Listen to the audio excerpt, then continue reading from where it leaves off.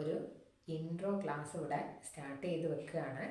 നിങ്ങൾക്കറിയാം, നിങ്ങളുടെ സിലബസിൽ ലീഗൽ ആപ്റ്റിറ്റ്യൂഡ് എന്ന ഭാഗത്ത് ഇന്ത്യൻ ഭരണഘടന കോൺസ്റ്റിറ്റ്യൂഷൻ എന്നൊരു ഇമ്പോർട്ടൻ്റ് ആയിട്ടുള്ളൊരു ഭാഗം പഠിക്കാനുണ്ട് അല്ലേ? അപ്പോൾ അത് എന്താണ് എന്നുള്ളത് നമ്മളിന്ന് സ്റ്റാർട്ട് ചെയ്ത് വെക്കുകയാണ്. നമുക്ക് കാര്യങ്ങൾ വളരെ സിമ്പിളാക്കി മനസ്സിലാക്കി പോവാം ക്ലാസ്സിൽ. അപ്പോൾ തുടങ്ങുകയാണ്. നിങ്ങൾക്ക് അറിയുന്ന എന്തൊക്കെയാ? 1947 ഓഗസ്റ്റ് 15 നമുക്ക് സ്വാതന്ത്ര്യം കിട്ടിയത് നിങ്ങൾക്കറിയാം അല്ലേ? സ്വാതന്ത്ര്യം കിട്ടിയാൽ മാത്രം മതിയോ? സ്വാതന്ത്ര്യം കിട്ടിയതിന് ശേഷം ഇന്ത്യ ഇങ്ങനെ പരന്ന് കിടക്കുകയാണ്. എവിടെ എന്തൊക്കെയാ ചെയ്യണം എന്നുള്ളത് അറിയില്ല. ഈ ജനങ്ങളെ മൊത്തം എങ്ങനെ ഒരുമിപ്പിച്ച് നിൽക്കണം എന്നുള്ളത് ഈ നേതാക്കന്മാർക്ക് അറിയില്ല അല്ലേ? അപ്പോൾ അതിനൊക്കെ വേണ്ടി നമുക്കൊരു എഴുതപ്പെട്ട ഭരണഘടന വേണമായിരുന്നു. അപ്പോൾ എന്താ ഭരണഘടന? രാജ്യം എങ്ങനെ മുന്നോട്ട് പോകണം, രാജ്യത്തിനെ ആര് നയിക്കണം, ആര് ഹെഡ് ചെയ്യണം, പിന്നെ എന്തൊക്കെ റൂള് നമുക്ക് വേണം, ഒരു നിയമാവലി, എന്തൊക്കെ കാര്യങ്ങൾ നമ്മളെ നയിക്കാൻ വേണ്ടി വേണം, പിന്നെയോ എന്തൊക്കെ അവകാശങ്ങൾ നമ്മുടെ ജനങ്ങൾക്ക് നമ്മൾ കൊടുക്കണം, എന്തൊക്കെ കടമകൾ ജനങ്ങൾ ഗവൺമെൻറ്റിനോട് ചെയ്യണം, ഗവൺമെൻറ്റിൻ്റെ ഓർഗൻസ് എങ്ങനെയൊക്കെ നമ്മൾ സെറ്റ് ചെയ്യണം, അങ്ങനെ തുടങ്ങി ഒരുപാട് കാര്യങ്ങൾ നമ്മുടെ മുന്നിൽ കൺഫ്യൂഷനായിട്ട് ഉണ്ടായിരുന്നു അല്ലേ? അപ്പോൾ അതൊക്കെ കൂടെ ഒരുമിച്ച് അതിനൊക്കെ കൂടെ ഒരു കൺക്ലൂഷൻ കൊടുത്ത ഒരു നമ്മുടെ പ്രമാണം അല്ലെ, ആധികാരികമായ അടിസ്ഥാനമായ ഒരു പ്രമാണ ഗ്രന്ഥമാണ്, ഒരു പുസ്തകമാണ് ഇത്, നമ്മുടെ ഇന്ത്യൻ ഭരണഘടന അല്ലെ. റൂൾ ബുക്ക് ഓഫ് അവർ കൺട്രിയാണ് നമ്മുടെ ഇന്ത്യൻ ഭരണഘടന എന്ന് പറയുന്നത് അല്ലേ. അതിൽ എല്ലാ കാര്യങ്ങളും ഇൻക്ലൂഡ് ചെയ്തിട്ടുണ്ട്. അപ്പോൾ ഇത് ഒരു ദിവസം കൊണ്ട് അങ്ങ് എഴുതി തയ്യാറാക്കി വെച്ചതാണോ? നമ്മുടേത് തയ്യാറാക്കപ്പെട്ട ഭരണഘടനയാണ് അല്ലേ, റിട്ടൺ ആണ് നമ്മുടെ കോൺസ്റ്റിറ്റ്യൂഷൻ. അപ്പോൾ അതൊരു ദിവസം കൊണ്ട് തയ്യാറായതാണോ? അല്ല. നിങ്ങൾ തന്നെ ഒന്ന് ചിന്തിച്ച് നോക്കൂ. നമ്മൾ സ്കൂളിലൊക്കെ പഠിക്കുന്ന സമയത്ത് ഒരു എന്താ പറയുക, സ്കൂൾ മാഗസിൻ നമുക്ക് സെറ്റ് ചെയ്യണം എന്നുണ്ടെങ്കിൽ നമ്മൾ എന്താ ചെയ്യുക? നമ്മുടെ ഒരു കമ്മിറ്റി വിളിച്ച് ചേർക്കും അല്ലേ. അങ്ങനെ ആ കമ്മിറ്റി വിളിച്ച് ചേർത്ത് അതിൽ നന്നായിട്ട് എഴുതാൻ അറിയാവുന്നവരുണ്ടാവും, നന്നായി കഥ എഴുതുന്നവരുണ്ടാവും, പിന്നെ നല്ല ഹാൻഡ് റൈറ്റിംഗ് ഉള്ള ആൾക്കാരുണ്ടാവും, പിന്നെ അത് എഡിറ്റ് ചെയ്യാൻ നല്ല ഭംഗിയിൽ ഓർഡർ ചെയ്ത് എഡിറ്റ് ചെയ്ത് വെക്കാനൊരു ആളുകളുണ്ടാവും. അങ്ങനെ പല രീതിയിലുള്ള പലവിധ പരിചയങ്ങൾ, എക്സ്പീരിയൻസ്, അറിവുകളുള്ള കുറേ കുട്ടികളെ കൂട്ടിച്ചേർത്തിട്ട് അതിനൊരു ഹെഡിനെ വെച്ചൊരു എന്താ പറയുക, ഒരു ചെയർമാൻ ഒക്കെ സെറ്റ് ചെയ്ത് വെച്ച് നമ്മൾ ആ ഒരു കമ്മിറ്റി രൂപീകരിക്കുക. എന്നിട്ട് അങ്ങനെ ദിവസങ്ങളെടുത്ത് ഒരുപാട് ആൾക്കാരെ, കലാസൃഷ്ടികളൊക്കെ, പിന്നെ ഫോട്ടോ ഒക്കെ എടുത്ത് അങ്ങനെ എല്ലാം കൂടെ ഒരുമിച്ച് ചേർത്ത് നമ്മളൊരു സ്കൂൾ മാഗസിൻ സെറ്റ് ചെയ്യും അല്ലേ. അപ്പോൾ അതുപോലെ ഇത്രയും വലിയൊരു രാജ്യത്തിനെ ഭരിക്കാനുള്ള, അല്ലെങ്കിൽ ഈ രാജ്യത്തിനെ മൊത്തം മുന്നോട്ട് കൊണ്ടുപോകാനുള്ള കാര്യങ്ങളൊക്കെ ഉൾപ്പെടുത്തിയിട്ട് നമുക്ക് നമ്മുടെ ഭരണഘടന ഉണ്ടാക്കിയെടുക്കണം അല്ലേ. അങ്ങനെ ഉണ്ടാക്കിയെടുക്കാൻ വേണ്ടി വലിയൊരു സഭ നമ്മൾ രൂപീകരിച്ചിട്ടുണ്ട്. അതാണ് കോൺസ്റ്റിറ്റ്യൂവൻ്റ് അസംബ്ലി, അതായത് ഭരണഘടന നിർമ്മാണ സഭ, ഭരണഘടന നിർമ്മിക്കാനുള്ള ഒരു സഭ. ഇതിൽ ഒട്ടനവധി വലിയ വലിയ ആളുകളൊക്കെ ഉണ്ട്. അപ്പോൾ അങ്ങനെയാണ് നമ്മൾ ഭരണഘടന നിർമ്മിച്ചെടുത്തത്. നിങ്ങൾക്കറിയോ, 2 വർഷവും 11 മാസവും 18 ദിവസവുമാണ് നമ്മൾ ഈ ഭരണഘടന ഉണ്ടാക്കാൻ വേണ്ടി എടുത്തിട്ടുള്ളത് കേട്ടോ. ചെറിയ കാലയളവൊന്നുമല്ല. അത് ഇത്രയും ഒരുപാട് ജനങ്ങളെ നയിക്കേണ്ട ഒരു ബുക്കാണ് അല്ലേ, ഒരു അടിസ്ഥാന പ്രമാണമാണ് അല്ലേ. അപ്പോൾ അതിന് അത്രയും കാലയളവ് എടുത്തേ മതിയാവും. ഒരു എന്താ പറയുക, തെറ്റുകളും അല്ലെങ്കിൽ ഒരു കുറ്റങ്ങളും ഒന്നും അതിൽ വന്നുകൂടാ. ഒരുപാട് പ്രാവശ്യം പബ്ലിഷ് ചെയ്ത് ജനങ്ങളുടെ അഭിപ്രായവും അങ്ങനെ നിരവധി ആളുകളുടെ അഭിപ്രായങ്ങളും ഒക്കെ ശേഖരിച്ചതിന് ശേഷം വീണ്ടും വീണ്ടും അമെൻഡ് ചെയ്താണ് നമ്മൾ ഈ ഭരണഘടന റെഡിയാക്കിയിട്ടുള്ളത്. അപ്പോൾ ഒന്ന് ചിന്തിച്ച് നോക്കുമ്പോൾ സ്വാതന്ത്ര്യം കിട്ടുന്നതിന് മുമ്പ്, സ്വാതന്ത്ര്യം കിട്ടിയ ഉടനെയാണ് നമ്മൾ ആ സ്പോട്ടിലാണ് നമ്മൾ ഇതൊക്കെ ചിന്തിക്കുക, ഇങ്ങനെ ചെയ്യണം എന്നുള്ളതൊക്കെ അല്ല അല്ലേ. നമുക്കൊരു ഭരണഘടന വേണമെന്നൊക്കെ സ്വാതന്ത്ര്യം കിട്ടിയ ആ സ്പോട്ടിലാണോ? ഇല്ല. നമ്മളിത് കാലാകാലങ്ങളായി ബ്രിട്ടീഷേഴ്സ് നമ്മളെ ഭരിക്കുന്ന സമയത്ത് മുതലേ നമ്മുടെ മൈൻഡിൽ ഈ കാര്യങ്ങളൊക്കെ ഉണ്ട് അല്ലേ. അപ്പോൾ ഒന്ന് ഇതിൻ്റെ ഒരു ബാക്ക്ഗ്രൗണ്ട് ചെക്ക് ചെയ്യുകയാണെങ്കിൽ ഈ കോൺസ്റ്റിറ്റ്യൂഷൻ എന്ന് പറയുന്ന ഒറ്റയടിക്ക് ഉണ്ടായി വന്നതൊന്നുമല്ല. ഇതിൻ്റെ ഒരു ആശയം, അതായത് നമുക്ക് നമ്മളെ ഭരിക്കാൻ വേണ്ടി, അല്ലെങ്കിൽ നമ്മളെ രാജ്യത്തിന് പൊതുവായി ഒരു നിയമ പ്രമാണം അല്ലെങ്കിൽ ഒരു ഭരണഘടന വേണം എന്നുള്ളൊരു ഐഡിയ ഒരു ആളുടെ ഒരു പത്രത്തിലൂടെയാണ് അയാളത് ആ ഐഡിയ കൺവേ ചെയ്തത്. അതാരാണെന്ന് ചോദിച്ചാൽ MN റോയ് എന്ന് പറയുന്ന ഒരു വ്യക്തിയാണ് കേട്ടോ, MN റോയ്. അദ്ദേഹത്തിൻ്റെ ഇന്ത്യൻ പാട്രിയോട്ട് എന്ന ഒരു പത്രത്തിലൂടെ 1934 ഇങ്ങനെയൊരു ഭരണഘടന എന്ന ഒരു ആശയം അദ്ദേഹം കൺവേ ചെയ്തത്. അതിനുശേഷം 1935 ഇന്ത്യൻ നാഷണൽ കോൺഗ്രസിൻ്റെ, നിങ്ങൾ ഹിസ്റ്ററി പഠിക്കുന്ന സമയത്ത് പഠിച്ചവരാണെങ്കിൽ അറിയാമല്ലേ, INC ഇന്ത്യൻ നാഷണൽ കോൺഗ്രസിൻ്റെ സമ്മേളനത്തിലും ഇത് ഒഫീഷ്യലി നമ്മൾ അവതരിപ്പിച്ചിട്ടുണ്ട്. അങ്ങനെ 1946 ക്യാബിനറ്റ് മിഷൻ്റെ നിർദ്ദേശപ്രകാരമാണ് നമുക്ക് ഒരു കോൺസ്റ്റിറ്റ്യൂവൻ്റ് അസംബ്ലി, അതായത് ഭരണഘടനാ നിർമ്മാണ സഭ രൂപീകരിക്കാനുള്ള ഒരു അനുമതിയൊക്കെ കിട്ടിയത്. അങ്ങനെയാണ് നമ്മൾ ഈ സഭ രൂപീകരിച്ചത്. സഭയിലുള്ള ആളുകൾ, എന്തൊക്കെ കമ്മിറ്റികൾ ഉണ്ടായിരുന്നു, എന്തൊക്കെ ആൾക്കാർ എന്തൊക്കെ വർക്ക് ചെയ്തിട്ടുണ്ടായിരുന്നു, എങ്ങനെയാണ് അങ്ങനെ അത് കോൺസ്റ്റിറ്റ്യൂഷൻ നമ്മൾ ഭരണഘടനയിൽ എത്തിച്ചേർന്നത് എന്നുള്ളതൊക്കെ നമ്മൾ ഇന്ന് പഠിക്കും കേട്ടോ. അപ്പോൾ ഒരു ഇൻട്രോ ആയിട്ട് നിങ്ങൾക്കൊരു ഐഡിയയ്ക്ക് വേണ്ടിയാണ് ഇത്രയും പറഞ്ഞത്. അപ്പോൾ നമുക്ക് നോക്കാം. കോൺസ്റ്റിറ്റ്യൂഷൻ 1946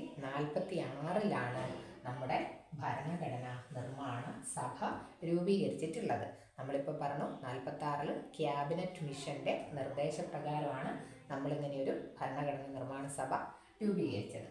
അതിൻ്റെ ചെയർമാൻ എന്ന് പറയുന്നത് രാജേന്ദ്ര പ്രസാദ് ആയിരുന്നു. ആരാണ്? രാജേന്ദ്ര പ്രസാദ്. നിങ്ങളൊന്ന് ഓർക്കുക, നമ്മളൊരു കമ്മിറ്റി രൂപീകരിച്ചു. ആ കമ്മിറ്റി രൂപീകരിക്കുന്ന അന്ന് നമ്മൾ ജസ്റ്റ് അതിൽ മുതിർന്ന ആളെ അല്ലെങ്കിൽ കുറേ എക്സ്പീരിയൻസിലൊക്കെ ആയിട്ടുള്ള ഒരാളെ അന്നത്തെ ഒരു ദിവസം ചെയർ ചെയ്യാൻ വേണ്ടിയിട്ട് നമ്മൾ തിരഞ്ഞെടുക്കും അല്ലേ? അങ്ങനെ തിരഞ്ഞെടുത്തൊരു വ്യക്തി ഉണ്ടായിരുന്നു. അത് സച്ചിദാനന്ദ സിൻഹ ആയിരുന്നു. SP സച്ചിദാനന്ദ സിൻഹ.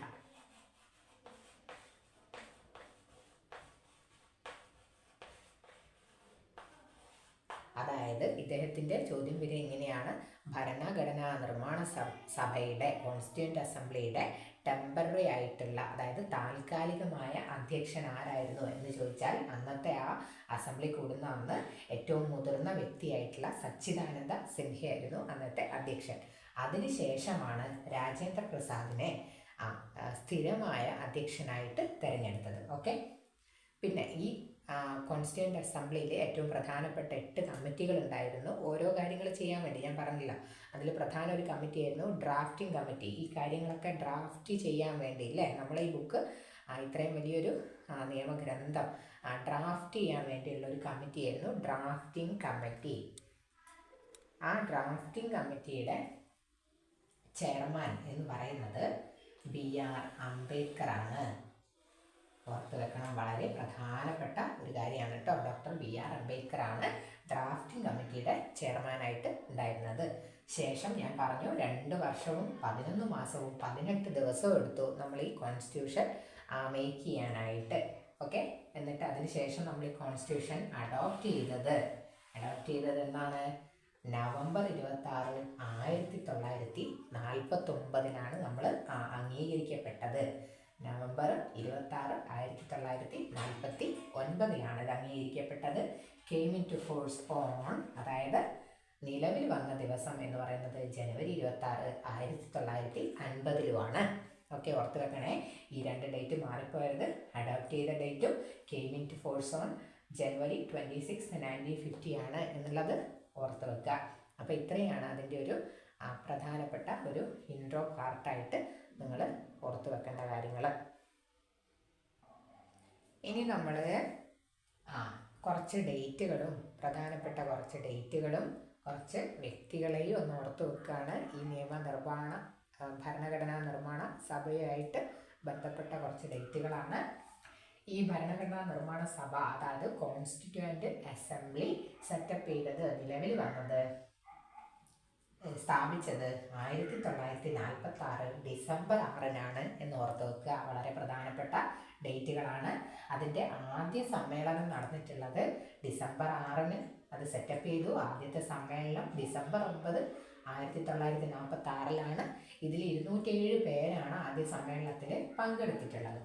അതിൻ്റെ ശേഷം നമ്മൾ പറഞ്ഞു അന്നത്തെ സമ്മേളനത്തിൽ ആരായിരുന്നു ടെമ്പററി ആയിട്ട്? സച്ചിദാനന്ദ സിൻഹയായിരുന്നു പ്രിസൈഡ് ചെയ്തിരുന്നത്, ചെയർ ചെയ്തിരുന്നത് അല്ലേ? അങ്ങനെ അതിൻ്റെ ശേഷം 11 തീയതി ഡിസംബറിൽ 1946 രാജേന്ദ്ര പ്രസാദിനെ സ്ഥിരം ചെയർമാനായിട്ട്, കോൺസ്റ്റിറ്റ്യൂവൻ്റ് അസംബ്ലിയുടെ സ്ഥിരം ചെയർമാനായിട്ട് രാജേന്ദ്ര പ്രസാദിനെ തിരഞ്ഞെടുത്തു. ശേഷം 13 ഡിസംബറിന് നമ്മുടെ ജവഹർലാൽ നെഹ്റു അല്ലേ, ആദ്യത്തെ പ്രൈം മിനിസ്റ്റർ ജവഹർലാൽ നെഹ്റു ആണ് എന്ത് ചെയ്തത്? ഒബ്ജക്റ്റീവ് റെസൊല്യൂഷൻ പ്രസൻറ്റ് ചെയ്തത്. അതായത് ലക്ഷ്യപ്രമേയം എന്ന് പറയാം. അതായത് കോൺസ്റ്റിറ്റ്യൂഷൻ മേക്ക് ചെയ്യുന്നതിൻ്റെ ലക്ഷ്യങ്ങൾ അല്ലെങ്കിൽ എന്തൊക്കെ കാര്യങ്ങൾ ഉൾപ്പെടുത്തണം അങ്ങനെയൊക്കെയുള്ള ഒരു ഐഡിയ അദ്ദേഹം തയ്യാറാക്കിയിരുന്നു. അതിൻ്റെ പേര് ഒബ്ജക്റ്റീവ് റെസൊല്യൂഷൻ എന്നായിരുന്നു, ലക്ഷ്യപ്രമേയം എന്നായിരുന്നു. അത് അദ്ദേഹം 13-ാം തീയതിയാണ് പ്രസൻറ്റ് ചെയ്തത്. ഒബ്ജക്റ്റീവ് റെസൊല്യൂഷൻ പ്രസൻറ്റ് ചെയ്തത്. ആ ഒബ്ജക്റ്റീവ് റെസൊല്യൂഷനാണ് നമ്മൾ ഇന്ന് കാണുന്ന ഭരണഘടനയിൽ പ്രിയാമ്പിളായിട്ട് അല്ലെങ്കിൽ ആമുഖമായിട്ട് കൊടുത്തേക്കുന്നത് കേട്ടോ. ഭരണഘടനയുടെ ആമുഖമായിട്ട് ഒരു പ്രിയാമ്പിളായിട്ട് കൊടുത്തേക്കുന്നത് നെഹ്റു അന്ന് അവതരിപ്പിച്ച ലക്ഷ്യപ്രമേയമായിരുന്നു. അത് അവതരിപ്പിച്ചത് 13-ാം തീയതിയാണ്. അത് കോൺസ്റ്റിറ്റ്യൂവൻ്റ് അസംബ്ലി അഡോപ്റ്റ് ചെയ്തത് 1946 വർഷം ഏകദേശം അവസാനിക്കാനായില്ലേ, അടുത്ത വർഷത്തേക്ക് കടന്നു. 1947 ജനുവരി 22-ന് അതെന്ത് ചെയ്തു? കോൺസ്റ്റിറ്റ്യൂവൻ്റ് അസംബ്ലി അങ്ങനെ ഒരു ലക്ഷ്യപ്രമേയത്തെ അഡോപ്റ്റ് ചെയ്യുകയും ചെയ്തു. ഈ അസംബ്ലിയിൽ ആദ്യം ആദ്യം സമ്മേളിച്ച 207 പേരാണ് നമ്മൾ പറഞ്ഞു. ഈ അസംബ്ലിയിൽ ടോട്ടൽ എത്ര പേരുണ്ടായിരുന്നു? 389 പേര് അംഗങ്ങളായിട്ടുണ്ടായിരുന്നു. അതിൽ 292 പേര് തെരഞ്ഞെടുപ്പിലൂടെ വന്നവരാണ്, ഇലക്ട് ചെയ്ത് വന്നവരാണ്. ബാക്കിയുള്ളവരെ നോമിനേറ്റ് ചെയ്ത് വന്നിട്ടുള്ളതാണ്. പിന്നെ 15 സ്ത്രീകളും ഇതിൽ 15 സ്ത്രീകളും ഉൾപ്പെട്ടിട്ടുണ്ടായിരുന്നു. അപ്പം പിന്നെ ഒന്ന് പഠിക്കാനുള്ളത് നമുക്ക് 2-3 ആളുകളുടെ പേരാണ്. ചെയർമാൻ, സ്ഥിര ചെയർമാനായിട്ട് രാജേന്ദ്ര പ്രസാദിനെ നമ്മൾ പറഞ്ഞു. ഡ്രാഫ്റ്റിംഗ് കമ്മിറ്റിയുടെ ചെയർമാനായിട്ട് ഓർത്ത് വെക്കണം. കോൺസ്റ്റിറ്റ്യൂവൻ്റ് അസംബ്ലി ആണെങ്കിൽ അത് രാജേന്ദ്ര പ്രസാദും, ഡ്രാഫ്റ്റിംഗ് കമ്മിറ്റി ആണെങ്കിൽ അത് BR അംബേദ്കറുമാണ് ചെയർമാൻ എന്നുള്ളത് മാറിപ്പോവരുത്. രണ്ടാമത്തത് വൈസ് ചെയർമാനായിട്ട് 2 വ്യക്തികളുണ്ടായിരുന്നു. അത് HC മുഖർജിയും VT കൃഷ്ണമാചാര്യയുമായിരുന്നു വൈസ് ചെയർമാൻ. പിന്നെ ഒരു കോൺസ്റ്റിറ്റ്യൂഷൻ അഡ്വൈസറായിട്ട് അല്ലെങ്കിൽ ഒരു ലീഗൽ അഡ്വൈസറായിട്ട് BN റാവു എന്ന് പറയുന്ന അദ്ദേഹമായിരുന്നു ഉണ്ടായിരുന്നത്. അപ്പോൾ ഇത്രയും വ്യക്തികളെയും ഈ ഡേറ്റുകളും ഒന്ന് ഓർത്തു വെക്കുക. പ്രധാനപ്പെട്ട 22 കമ്മിറ്റികൾ നമ്മുടെ കോൺസ്റ്റിറ്റ്യൂവൻ്റ് അസംബ്ലിയിൽ ഉണ്ടായിരുന്നു. അതിൽ ഏറ്റവും പ്രധാനപ്പെട്ട മേജർ കമ്മിറ്റികൾ എന്ന് പറയുന്നത് 8 എണ്ണമായിരുന്നു കേട്ടോ. 8 മേജർ കമ്മിറ്റികൾ. അതെന്തൊക്കെയാണെന്നും അതിൻ്റെ അധ്യക്ഷന്മാർ അല്ലെങ്കിൽ അതിനെ നേതൃത്വം കൊടുത്ത ആളുകൾ ആരൊക്കെയായിരുന്നു എന്നും നമുക്ക് പഠിക്കാനുണ്ട്. 22 കമ്മിറ്റിയിൽ 8 എണ്ണം വളരെ ഇമ്പോർട്ടൻ്റ് ആയിട്ടുള്ളതാണ്. അതിൽ തന്നെ ആ 8 കമ്മിറ്റിയിലുള്ളതാണ് നമ്മളെ ഡ്രാഫ്റ്റിംഗ് കമ്മിറ്റി എന്ന് പറയുന്നത്, ഡ്രാഫ്റ്റ് ചെയ്തത് അല്ലേ ആ കമ്മിറ്റി. അതിൻ്റെ ചെയർമാൻ നമ്മൾ പറഞ്ഞു BR അംബേദ്കർ ആണ് എന്നുള്ളത്. ഇനി ആ കമ്മിറ്റിയെക്കുറിച്ചും ആളുകളെക്കുറിച്ചും നമുക്കൊന്ന് നോക്കണം. ഇതാ നമ്മുടെ പ്രധാനപ്പെട്ട 8 കമ്മിറ്റികളുണ്ട്. 8 കമ്മിറ്റികളുടെയും തലവൻ ആരൊക്കെയാണ് എന്നുള്ളതും ഞാനിവിടെ കൊടുത്തിട്ടുണ്ട്, ഒന്ന് നോക്കിക്കോളൂ. യൂണിയൻ കോൺസ്റ്റിറ്റ്യൂഷൻ കമ്മിറ്റിയും സ്റ്റേറ്റ് കമ്മിറ്റിയും പവർ കമ്മിറ്റിയും ആരുടെ കൈകളിലായിരുന്നു? നമ്മുടെ പ്രൈം മിനിസ്റ്റർ ആയിട്ടുള്ള നെഹ്റുവിൻ്റെ കൈകളിലാണ് ഏൽപ്പിച്ചിട്ടുള്ളത്. Okay, union, state, power committee, ഈ 3 കമ്മിറ്റികൾ. പിന്നെ 2 കമ്മിറ്റികൾ, provincial constitution committee, advisory committee on fundamental rights and minorities. ആ ഒരു കമ്മിറ്റി ഏൽപ്പിച്ചത് സർദാർ വല്ലഭായ് പട്ടേലിൻ്റെ കൈകളിലാണ് കേട്ടോ.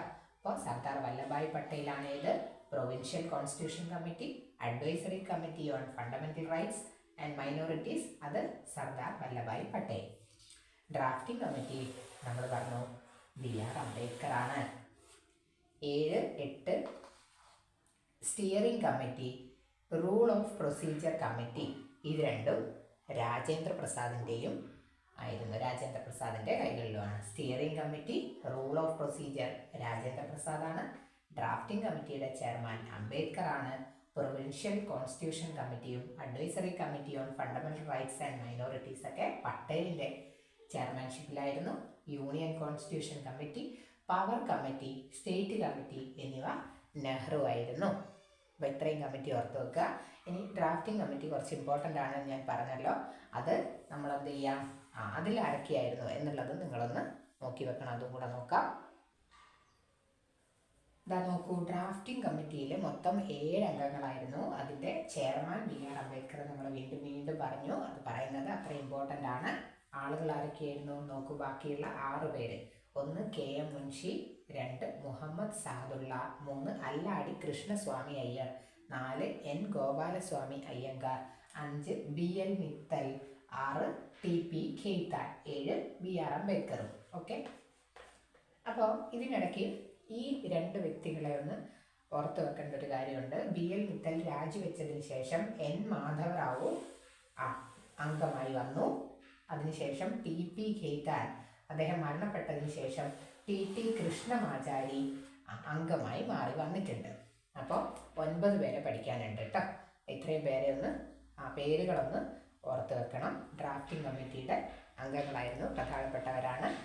ഇനി അടുത്ത് നമ്മൾ ഈ കോൺസ്റ്റിറ്റ്യൂഷൻ്റെ കുറച്ച് 2-3 പേരെ കൂടെ പഠിക്കാനുണ്ട്, നോക്കാം. ഇനി കുറച്ച് പേരെയും കൂടെ നോക്കുക. ഇതാ നമ്മുടെ ഈ ഭരണഘടന ഹാൻഡ് റിട്ടണായിട്ട് തയ്യാറാക്കിയ വ്യക്തിയാണ് കയ്യെഴുത്ത് പ്രതി പ്രേം ബിഹാരി നരൈൻ റെയ്സ്ത എന്ന് പറയുന്ന അദ്ദേഹം. പ്രേം ബിഹാരി നരൈൻ റെയ്സ്ത. അതിൻ്റെ ഒരു ലേഔട്ട് ചെയ്ത ആളാണ് നന്ദലാൽ ബോസ്. പിന്നെ ഹിന്ദി കയ്യെഴുത്ത് പ്രതി തയ്യാറാക്കിയ ആളാണ്, കയ്യെഴുത്ത് പതിപ്പ് തയ്യാറാക്കിയ ആളാണ് വസന്ത് കൃഷ്ണ വൈദ്യ. പേരോർത്ത് വെക്കുക. പിന്നെ അത് ഡിസൈൻ ചെയ്ത്, പ്രിയാമ്പിളൊക്കെ ഡിസൈൻ ചെയ്ത് മനോഹരമാക്കിയ ആൾ ആരാണെന്ന് ചോദിച്ചാൽ റാം മനോഹർ സിൻഹ. മനോഹരമാക്കിയത് മനോഹർ സിൻഹ എന്ന് തന്നെ ഓർത്ത് വെക്കുക. അപ്പോൾ ഇത്രയും പേരും കൂടെ ഒന്ന് ഇതിൻ്റെ കൂടെ ഓർത്ത് വെക്കണം. അപ്പോൾ അടുത്ത ക്ലാസ്സിൽ നിങ്ങൾക്ക് PDF ഇതിൻ്റെ നോട്ട് വേണമെന്നുണ്ടെങ്കിൽ കാണുന്നവർ കമൻറ്റ് ചെയ്യാം, ഞാനത് നോട്ട് അയച്ചു തരുന്നതാണ്. അപ്പോൾ അടുത്ത ക്ലാസ്സിൽ നമ്മൾ ഭരണഘടനയുടെ ഫീച്ചേഴ്സ്, സാലിയൻറ്റ് ഫീച്ചേഴ്സ്, കോൺസ്റ്റിറ്റ്യൂഷൻ്റെ എന്തൊക്കെ പ്രത്യേകതകളുണ്ട്, നമ്മുടെ കോൺസ്റ്റിറ്റ്യൂഷന് എന്തൊക്കെ പ്രത്യേകതകളുണ്ട് എന്നുള്ളത് നമുക്ക് നോക്കാം. അങ്ങനെ ഓരോരോ ചെറിയ ചെറിയ ഭാഗങ്ങളായിട്ട് നമുക്ക് ഈ സിലബസ് മെല്ലെ മെല്ലെ പഠിച്ചു തുടങ്ങാം. Okay, thank you.